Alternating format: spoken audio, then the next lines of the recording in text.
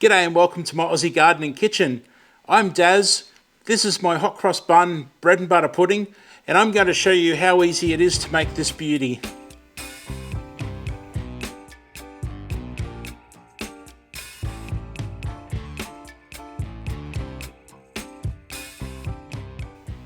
Now you've seen what it looks like, let's make it together. As you can see here, I've chopped up my hot cross buns. And what I've done is just chop them into 4, pop them into the container. If you wanted to worry about presentation, what you could do is chop them very neatly into 4 and then stand them up so the crosses are facing upwards. That's actually the bottom there, but anyway. But I prefer to chop mine up and actually just blend it all in together with the custard and serve it like that. Once I've chopped it up like this, I've actually taken it and put it into the fridge for half a day. You could do it overnight. I've actually done mine overnight. So it's come out, it's the next day, and then I've gone and got myself a fork, and then I get down in there and I just pierce each one a couple of times with the fork. And what I'm doing there is just adding a few more holes for that beautiful custard to get in there and soak into those hot cross buns. Oh, and the reason that I leave the hot cross buns out overnight or for half a day in the fridge is to let them dry out a little bit. That way, when they're drier, they're going to soak in those liquids a lot better. You really don't want to be using fresh hot cross buns or fruit buns for this because they're so fresh and they're slightly moist and they're just not going to take in that liquid like a drier one or, say, a staler one would. Now that we've got these prepared, let's put them aside and make the custard. It's a really easy custard, this one, so just follow along and you should be fine. I've got my egg yolks in the bowl and they've been separated from the whites. The whites I've got in the fridge and I'll be using those in another recipe. To that, I just add my sugar and give that a bit of a stir in. I've used caster sugar for my friends overseas. That's the finer version of a normal white sugar, but not powdered down like a powdered sugar or icing sugar, as we say here in Australia. Next, we'll put in the vanilla. In goes the milk. In goes the cream. I'm using a thickened cream, which is ideal for cooking and for pouring. That's all the ingredients for the custard. Just get in there and stir away.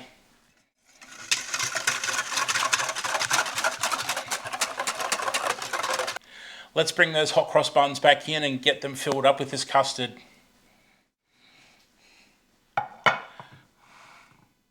Now, before I do that, I've got 3 optional extras for you, and I'm going to do all of them. The first one is butter.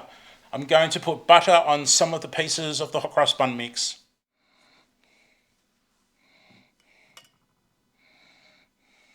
So that's about 2 tablespoons of butter.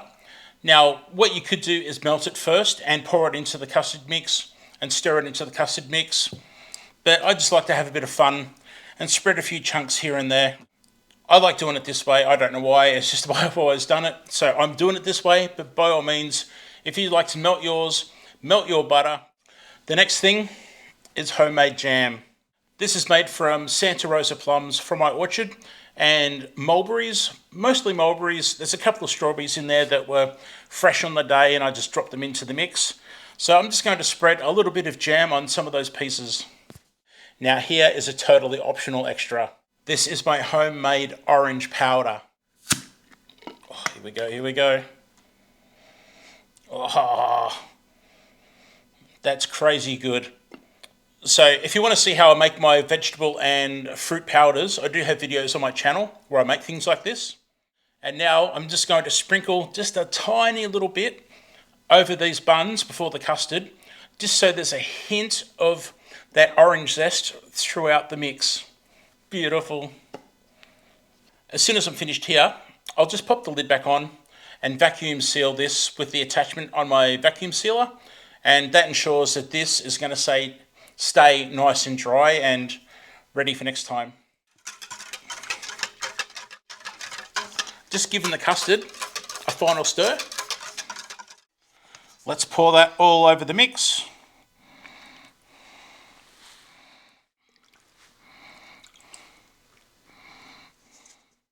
just going to use the fork just to bob them down a little bit. Just making sure they get a bit of a touch of that liquid. So now I'm just getting cling wrap, and I'm going to put cling wrap on this. Tap it down gently onto the surface, and then pop this back into the fridge and let it sit for about an hour. That way, I'm just going to make sure that those pieces get a really good soaking of that custard, all in the little cracks and crevices and holes that I poked.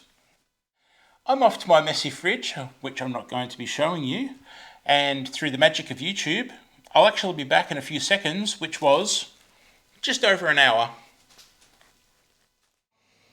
I'm back in the kitchen after an hour.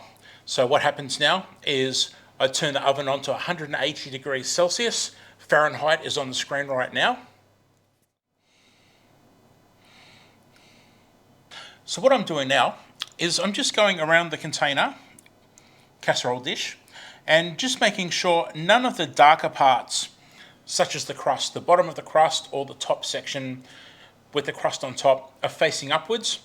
Because what I'm doing here is I'm baking off this in the custard, and I want the lighter surfaces to be facing the top so they can brown if they need to. I don't want any darker bits that are already dark and them turning any darker on the top.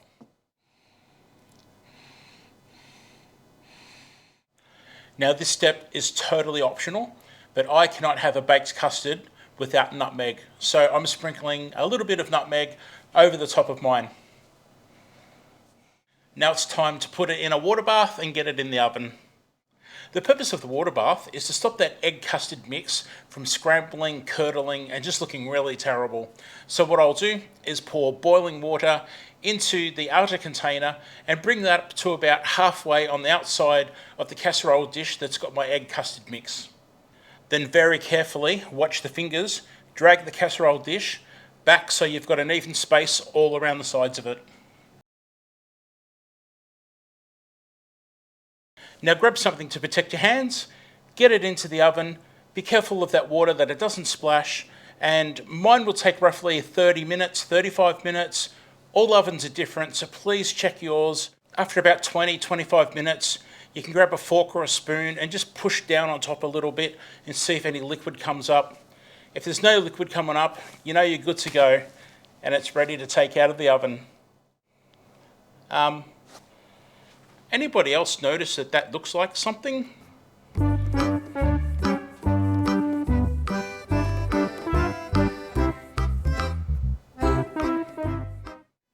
Okay, it's out of the oven. That took about 45 minutes for me. It took a little bit longer.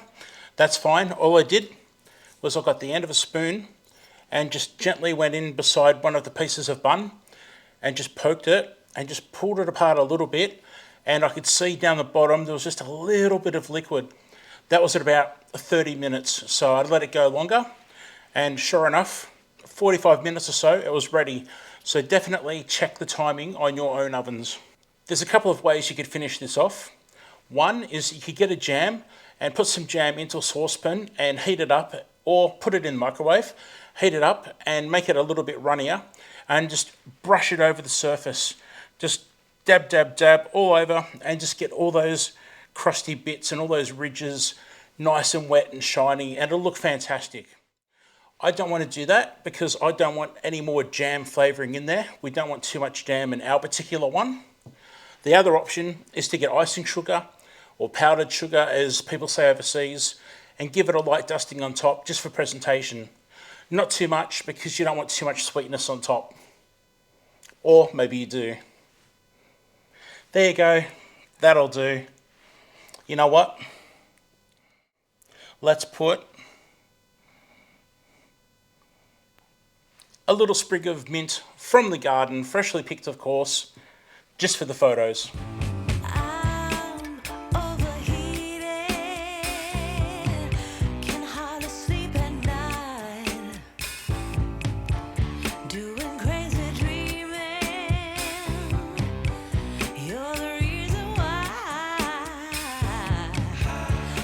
If you're wondering, that's the orange powder the orange zest powder that I sprinkled on top of ice cream. And of course, we've got the main star of the show there. Oh, and I picked some strawberries earlier, fresh strawberries from the garden, so I just had to include one of those for myself. That is absolutely delicious. The custard has penetrated the hot cross bun pieces. They've stayed in their shapes, but they're soft. You just slice through them with a spoon and they just melt. It's like they melt in your mouth, but at the same time, you've got this crusty part on top that's nice and crusty and little bits of crunch here and there. You've got the little bits of fruit that were in the original hot cross buns. It's so delicious. That dehydrated orange powder, wow, that is sensational. And it goes so well with that fruit blend in the hot cross buns and a little bit of spice that it has. And the custard and the nutmeg and, oh, it's so good. So, of course, this has to get the good old Daz approves.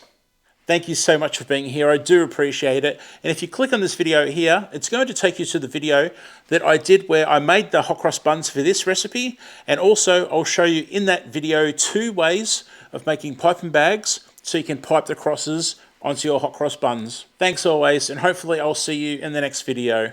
Bye for now.